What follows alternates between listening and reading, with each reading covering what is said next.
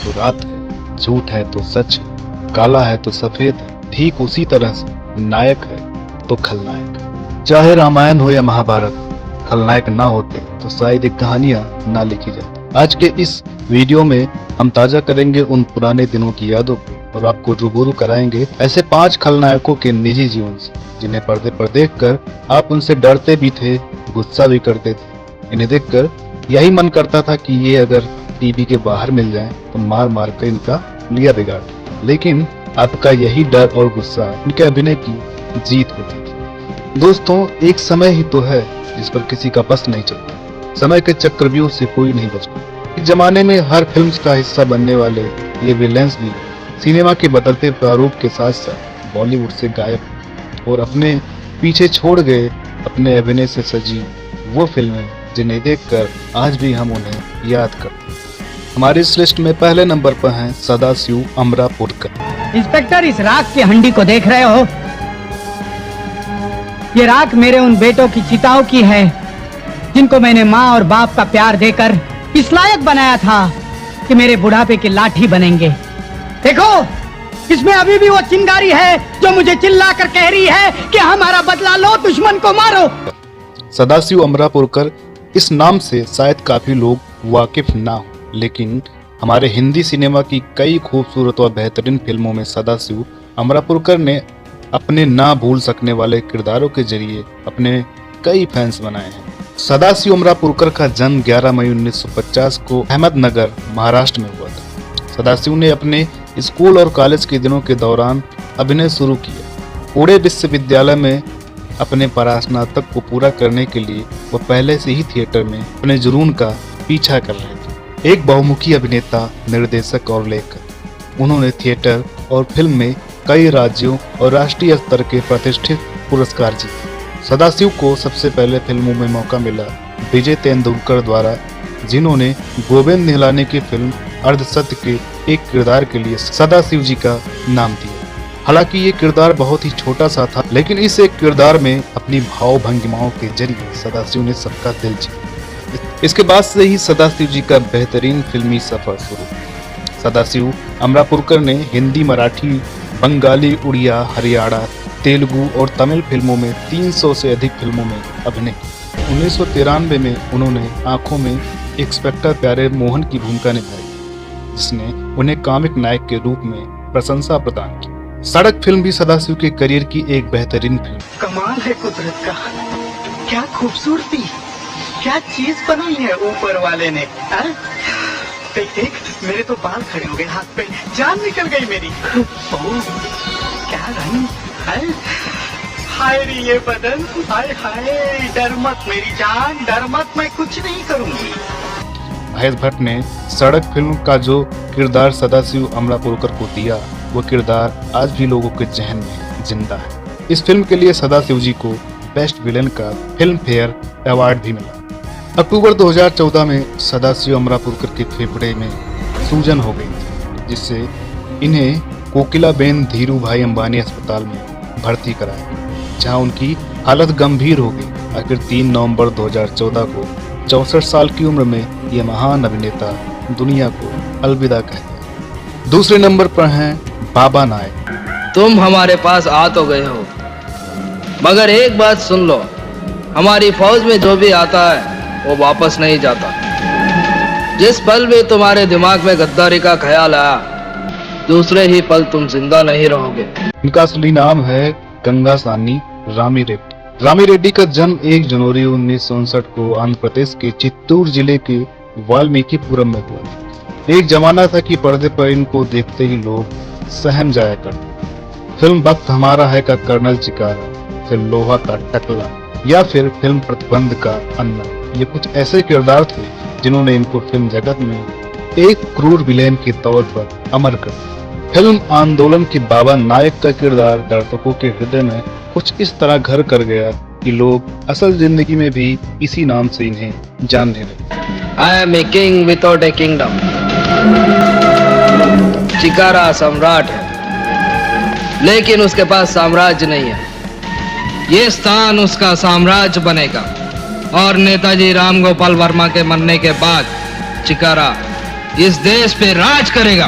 फिल्मों में आने से पहले रामी रेड्डी जर्नलिस्ट थे। उन्होंने मुंसिफ डेली नाम के न्यूज़पेपर में नौकरी भी की थी। रामी ने आंध्र प्रदेश की उस्मानिया यूनिवर्सिटी से BCJ जर्नलिज्म की डिग्री ली थी। बॉलीवुड में आने से पहले रामी साउथ फिल्म इंडस्ट्री के नामी विलेन। 1990 में तेलुगु फिल्म अंकुशम से इन्होंने अपने एक्टिंग करियर की शुरुआत की। इस फिल्म में इनका किरदार स्पॉट नागा और डायलॉग काफी फेमस है।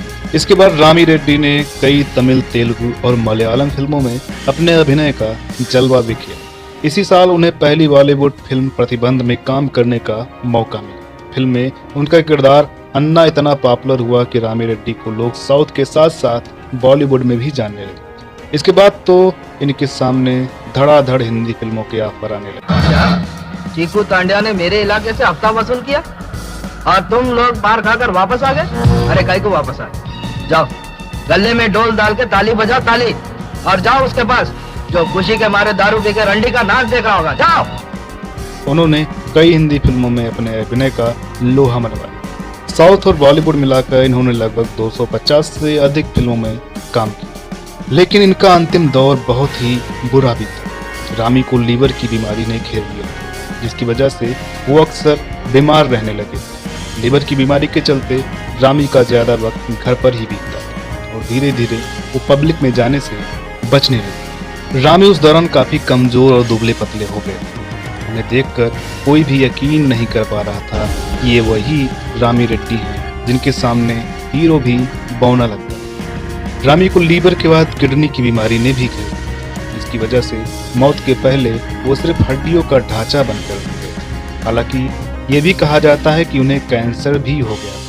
कुछ महीनों तक इलाज चलने के बाद 14 अप्रैल 2011 को सिकंदराबाद के एक प्राइवेट अस्पताल में इस अभिनेता की मौत हो गई। हमारे इस लिस्ट में तीसरे नंबर पर हैं टीनू बर्मन। साल 2000 में आई आमिर खान की फिल्म मेला का गुज्जर सिंह तो याद ही होगा।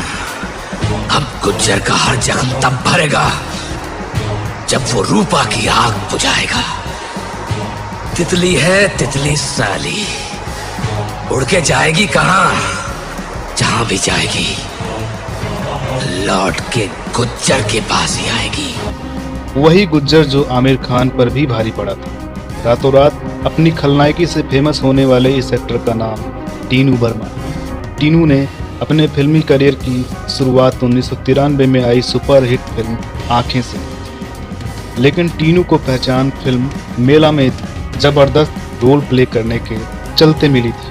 बात करें टीनू के करियर की तो उन्होंने फिल्म राजा हिंदुस्तानी, 16 और शबनम, गदर, बाज और गुलामी जैसी फिल्मों में भी अपनी खलनायकी से डर पैदा किया। ये एक एक्टर होने के साथ साथ एक्टर स्टंट मैन भी। उनको बेस्ट एक्शन के लिए फिल्म फेयर अवार्ड भी मिल चुका है। बाद में इन्होंने कई टीवी सीरियल्स में भी काम किया। टीनू को आखिरी बार कलर्स टीवी के शो कर्म फल दाता सनी में देखा गया है। इस शो में उन्होंने दैत्य गुरु शुक्राचार्य का रोल प्ले किया है।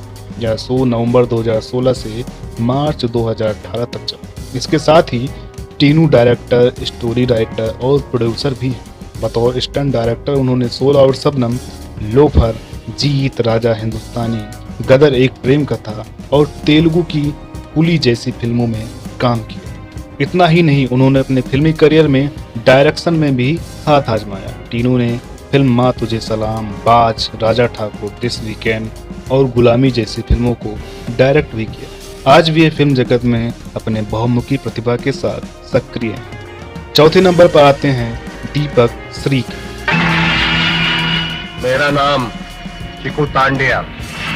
मेरे को अंडरवर्ल्ड का डॉन बनना है। मेरा सिर्फ एक ही दुश्मन है, खालिद जुआ। छोकरे लोग हफ्ता वसूल करो, जाओ। फिल्म तिरंगा में अपने दहशत से पूरे देश की नाक में दम करने वाला गैंडा स्वामी तो आपको याद ही हो। दर्शकों के मन में ये किरदार कुछ इस तरह जमा कि लोग इन्हें आज भी इसी नाम से जानते हैं। टोकले की औलाद कौन सी फिल्म लाया है? हमें उसकी सूरत देखनी है, उसकी बहादुरी की चर्चा नहीं सुननी। अरे जंग के मैदान में कोई भी तिस्मारखा बनकर वीर और परमवीर चक्र झटक लेता ही है, लेकिन वो कितना भी बहादुर क्यों न हो, मेरी तलवार की धार से और गोलियों की बौछार से उसे कोई नहीं बचा सकता, कोई नहीं।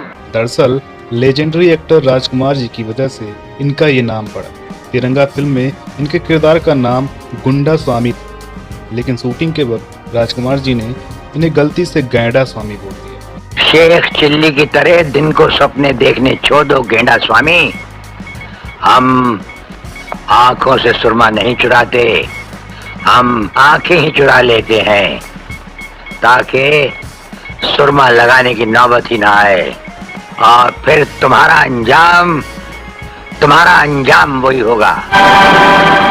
इसके बाद इनके किरदार का नाम ही बदल दिया गया। इन्होंने अपने अभिनय जीवन की शुरुआत की मराठी फिल्म इरसाल करती से। शुरुआती दिनों में काफी संघर्ष के बाद 1990 में आई बॉलीवुड फिल्म अग्निपथ में अन्ना सेठी के किरदार ने इन्हें फर्ज से अर्श पर पहुंचा दिया। तिरंगा, दाग द फायर, इश्क, जुड़वा आदि ढेर सारी बॉलीवुड फिल्मों में ये खलनायकी करते नजर आए। 90 के दशक के शुरुआत से लेकर करीब 2005 तक बॉलीवुड के नामी विलेंस की लिस्ट में इनकी गिनती होती थी। साथ ही साथ इन्होंने तेलुगु फिल्मों में भी काम किया। आज भी मराठी सिनेमा में सक्रिय हैं और मराठी फिल्मों और सीरियल्स में नजर आते हैं। 5वें नंबर पर आते हैं मोहन जोशी। फिल्म गंगा जल का साधु यादव आज भी सबको याद है। इनका असली नाम है मोहन जोशी। कभी वो भी जमाना था कि जब पर्दे पर एक भ्रष्ट नेता और घूसखोर पुलिस वाले की भूमिका में देखकर दर्शक इन्हें गालियां तक देते थे। हिंदी फिल्मों के अलावा मोहन जोशी ने तमिल, तेलुगु, कन्नड़ और भोजपुरी फिल्मों में भी अपने अभिनय की मिसाल कायम की। मोहन जोशी का जन्म 12 जुलाई 1953 को बेंगलोर, कर्नाटक में हुआ था। मोहन जोशी ने अपनी शुरुआती पढ़ाई बेंगलोर से पूरी की। उसके बाद स्नातक की पढ़ाई के लिए वह मुंबई चले गए, लेकिन वहां उनका मन पढ़ाई में न लगकर अभिनय जगत की ओर आकर्षित हुआ। इसके बाद उन्होंने हिंदी सिनेमा में अपना करियर बनाने का निश्चय किया। मोहन जोशी ने अपने अभिनय करियर की शुरुआत पुणे थिएटर से। उन्होंने वर्ष 1993 में मराठी सिनेमा में फिल्म अवत माझी लड़की से कदम रखा। इस फिल्म ने बॉक्स ऑफिस पर ठीक ठाक कमाई। इसके बाद मोहन जोशी ने हिंदी सिनेमा में भी कई यादगार अभिनय अदा किए, जिन्हें दर्शक आज भी याद करते हैं, जिनमें मृत्युदंड जैसी फिल्में शामिल हैं। मनोज जोशी को हिंदी सिनेमा में तब और प्रसिद्धि मिली जब उन्होंने प्रकाश झा निर्देशित फिल्म गंगा जल में साधु यादव की भूमिका अदा की। बहुत जल्दी में लगता है। उधर देख। अरे बैठिए ना। सुंदर यादव कहाँ है? बहुत भोला बनते हैं आप भी। अरे इतना टाइम बैठ के आपका वेट करेगा। उधर आपने अरेस्ट का ऑर्डर किया, इधर आप ही के हेडक्वार्टर से हमको भी फोन आ गया। उन्हें इस भूमिका के लिए कई पुरस्कारों से भी नवाजा जा चुका है। मोहन जोशी ने हिंदी व मराठी सिनेमा के बाद वर्ष 2010 में अपना रुख छोटे पर्दे की ओर किया। उन्होंने अपना टेलीविजन डेब्यू इमेजिन के टीवी शो जमुनिया से किया। आज भी मोहन जोशी जी फिल्म जगत में सक्रिय हैं और मराठी फिल्मों, सीरियल्स और भोजपुरी फिल्मों में नजर आते हैं। मोहन जोशी 2003 से लेकर 2011 तक अखिल भारतीय मराठी नाट्य परिषद के प्रेसिडेंट रहे। 2013 में इन्हें फिर से चुना गया और वर्तमान समय में ये अब भी अखिल भारतीय नाट्य परिषद के प्रेसिडेंट हैं। इन्हें फिल्म फेयर अवार्ड से भी नवाजा जा चुका है। तो दोस्तों, ये रही उन 5 खलनायकों की कहानी। वीडियो ज़्यादा लंबी ना हो इसलिए हमने इसमें सिर्फ 5 ही नाम शामिल किए। अगर वीडियो आपको अच्छी लगी हो तो प्लीज़ इसे लाइक करें, कमेंट करके बताएं कि वीडियो आपको कैसी लगी। और अभी तक आपने हमारे चैनल को सब्सक्राइब ना किया हुआ हो तो जल्दी से सब्सक्राइब करें। अगर इस वीडियो पर आपका रिस्पांस अच्छा रहा तो इस वीडियो का पार्ट 2 भी हम जल्द लेकर आएंगे। तो मिलते हैं एक नए वीडियो में, तब तक के लिए नमस्कार।